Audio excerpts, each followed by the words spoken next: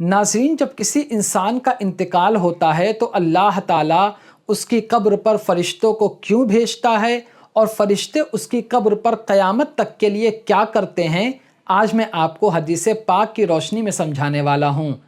नाज़रीन, मैं आपको बता दूँ कि हर इंसान के साथ कुछ ना कुछ फ़रिश्ते होते हैं जो उसके साथ रहते हैं, उसकी हिफाजत करते हैं।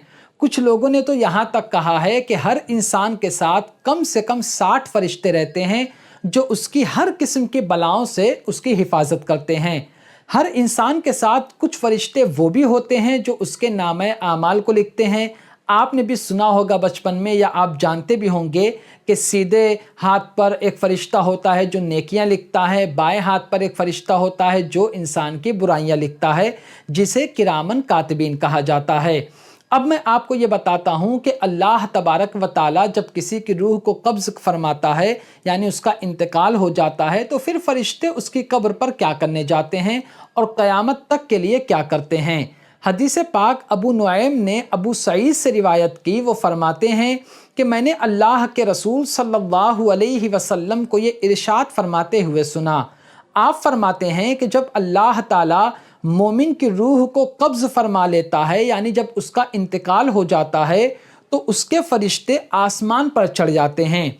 यानी उस मोमिन के साथ जो फ़रिश्ते रहते हैं, जैसा कि मैंने अभी आपको पहले बताया, वो फ़रिश्ते जब उस मोमिन का इंतकाल होता है तो आसमान पर चले जाते हैं और अर्ज़ करते हैं, ऐ हमारे रब, तूने हमको अपने मोमिन बंदे के आमाल लिखने पर मुकर्रर फरमाया था, अब तूने उसकी रूह को कब्ज़ फरमा लिया है, तो अब तू हमको इजाज़त दे कि हम आसमान पर रहें।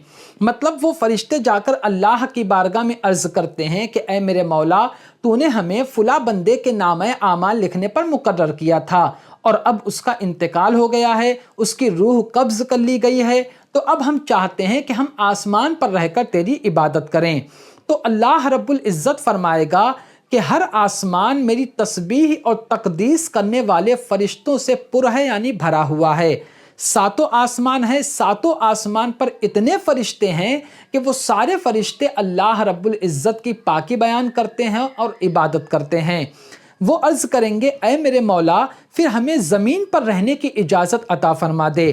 तो अल्लाह फरमाएगा कि मेरी ज़मीन पर मेरी तस्बीह और पाकी बयान करने वाली मखलूक के साथ वहाँ उसी बंदे की कब्र पर जाके खड़े हो जाओ। यानी अल्लाह फरमाएगा कि जो मेरे बंदे मेरी तस्बीह और मेरी इबादत करते हैं, उनके साथ जाकर तुम उस बंदे की कब्र पर खड़े हो जाओ और वहाँ तस्बीह, तहलील और मेरी बड़ाई बयान करो और क़यामत तक यही करते रहो। मतलब ये हुआ कि जब किसी मोमिन बंदे का इंतकाल होता है, तो जब तक वो ज़िंदा रहता है तो जो किरामन कातिबीन फ़रिश्ते होते हैं वो उसकी नेकियां लिखते हैं, बुराइयां लिखते हैं। लेकिन जब उसका इंतकाल हो जाता है तो अल्लाह फरमाता उन फ़रिश्तों से कि अब मेरे बंदे का इंतकाल हो गया है, अब तुम उसकी कब्र पर जाओ और वहाँ पर मेरी पाकी बयान करो, मेरे लिए तस्बीह वगैरह पढ़ो और वो सब उस बंदे के नामे आमाल में लिखो। यानी मोमिन जब तक ज़िंदा रहता है तो भी उसकी नेकियां लिखी जाती हैं और मरने के बाद क़यामत तक उसके फ़रिश्ते उसके लिए तस्बीह वगैरह पढ़ते हैं और वो उसके नामे आमाल में लिखा जाता है।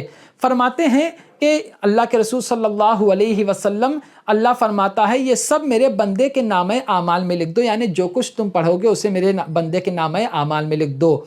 फरमाते हैं कि बाज़ रिवायात में ये भी आया है कि काफिर के फ़रिश्तों से कहा जाता है कि उसकी कब्र पर वापस जाओ और उस पर लानत करो। यानी जब किसी काफिर का इंतकाल होता है तो जो उसके साथ जो फ़रिश्ते होते हैं उनसे कहा जाता है कि तुम उसकी कब्र पर वापस जाओ और उस पर लानत करो। तो फ़र्क है, जब मोमिन का इंतकाल होता है तो मामला कुछ और होता है और जब किसी काफिर का इंतकाल होता है तो मामला कुछ और होता है। उम्मीद करता हूं अब आप समझ गए होंगे कि जब किसी का इंतकाल होता है तो फ़रिश्ते उसकी कब्र पर क्यों आते हैं और क़यामत तक के लिए उसके लिए क्या करते हैं। तो आज की वीडियो में सिर्फ इतना ही। अस्सलामु अलैकुम।